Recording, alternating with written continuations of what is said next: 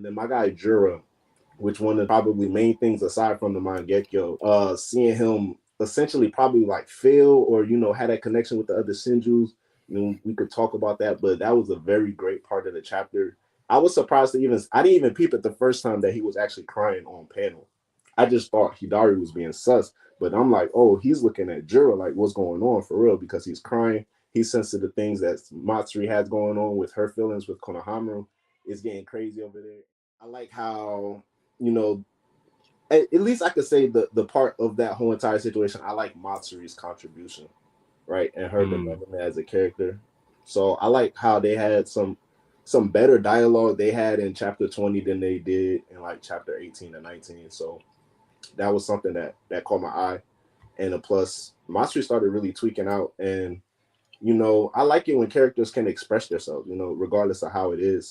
So that's a good way to note that fact. And it looks like by the end of the chapter, their fight is finally about to start picking up because they've been sitting on them damn rocks for so long, and it's actually kind of crazy. But their fight is actually about to start picking up. So a lot of build up for that. And then my guy Jura, which one of the like probably main things aside from the Mangekyo, seeing him essentially probably like fail or had that connection with the other Shinjus.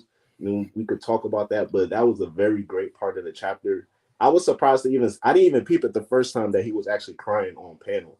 I just thought Hidari was being sus, but I'm like, oh, he's looking at Jura like what's going on for real because he's crying. He's sensitive to things that Matsuri has going on with her feelings with Konohamaru. It's getting crazy over there. And then, of course, what I'm saying, we see the Queen Sarada pop out with the Mangekyo Sharingan. And I actually gave Yodo the MVP of the chapter because she did a lot of vital, I guess, insight and played her part in terms of helping Sarada awaken the Mangekyo, or at least use the power that she was quote unquote hiding. But it also gave her character as well some type of character development if you try to see the loose parallels between those two. But overall, 10 out of 10 chapter. I wouldn't say it's my favorite chapter. I feel like chapter 21 will be my favorite chapter. But even right now with 20 chapters, I still say probably like chapter 11 is my favorite chapter. But regardless, it's a 10 out of 10. Oh, that's fire. I didn't even notice. You pointed out something that probably went over my head. I read the chapter 2 times. I didn't even notice you were crying. Yeah, bro was shedding a tear. I didn't peep it the first time I looked over the page.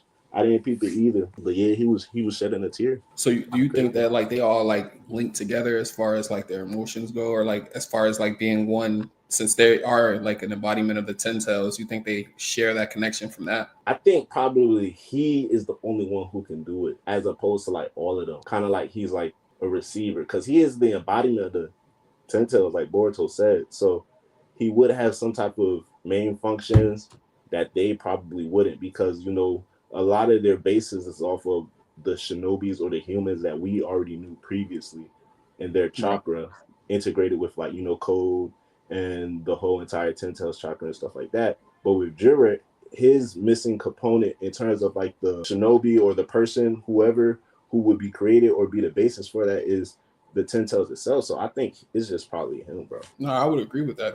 I'm like, I have to go back on the chapter now and like peep that because I didn't even notice that he was crying too, crying at the same time Matsuri was crying. Facts. So I'm thinking, I don't know if it's something like they're doing where he can probably see the things that are going on through her eyes, so he's probably physically reacting in a similar way. Because I still don't even think it's Jura's actual feelings, like he himself is feeling sympathy or remorse for whatever's going down. Either he can just see it and his body is physically reacting, or he can physically like sense and feel the emotions of the other Shinjus. Maybe if it's like so severe or so heightened enough to the point where Jura can like okay, what's going on with Matsuri, and then he probably keens in or focuses in on her, whatever Thorn Soul Bulb or whatever, and then he can sense or feel whatever she feels. So his body is just reflecting. No, for that's possible. That's possible. I probably wouldn't say that. I think my opinion, I'd probably just say he probably just feels sympathy for what's it called, for Matsuri. One of the things with Jura throughout, I think, all TVV, he's been one of the main people trying to push or trying to learn what pushes people past what their actual survival instincts, quote unquote, are. He talked about that with him and Wadi. He talked about that with the rest of the Shino Cho trio. Well, Shiga Cho trio, you guys know what I mean. And also the same thing with Boruto and the rest of the guys. This right here is essentially one of his own teammates, Matsuri, and also not necessarily a human. So it's not necessarily exactly the quote unquote others. It's one of his own. Kind of make that same decision where it's like going against your natural survival instinct for something that you really do, I guess, quote unquote love. And now Jura I guess this could be like a realization, like, hey, maybe this is a character flaw in me as well. Maybe not only that, but also the fact that it's possible that he himself could potentially die from this as well.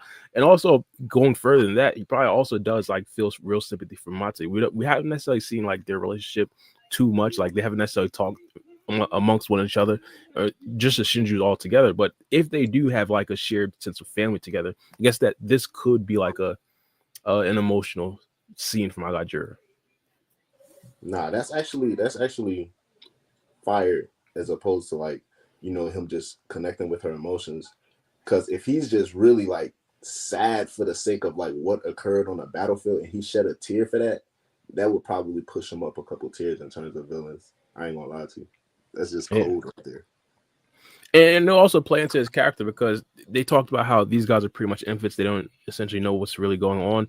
And Matsuri, when she first started to cry, she didn't know exactly what it was. Jura, hypothetically, if he's crying right now, he probably doesn't even know he's quote unquote crying. He probably just thinks he's just watching a scene. Well, nah, bro. He had to have read some type of soap operas and all them. Oh yeah, facts. He had to read a couple of I'm fucking weak. Titanic or something, bro. Right? He's looking at it like, dang, Matsuri and Konohamaru both. Because I think even in the chapter, he's like, even Konohamaru sold the ball. He's like, bro, it's just sad out here. It's just sad all around.